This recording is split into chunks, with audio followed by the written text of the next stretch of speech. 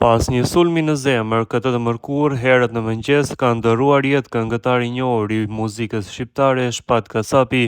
Ai nuk i ka mbijetuar atakut kardiak, siç raportojnë mediat në Maqedoninë e Veriut. Ndërkohë raportohet se Shpat Kasapi nuk ka vuajtur nga ndonjë sëmundje tjetër. Ai ka qenë një nga emrat më të njohur dhe më të dashur të skenës muzikore shqiptare.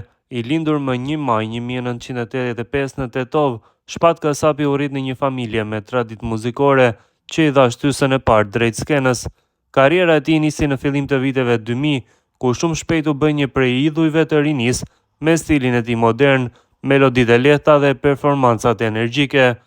Shpat Kasapi u afirmua përmes tregut muzikor kosovar dhe atij shqiptar, duke sjellë këngë që u shndërruan në hite si AMDO, Valle Kosovare, Dashni pa limit apo Aroma e saj e shumë të tjera.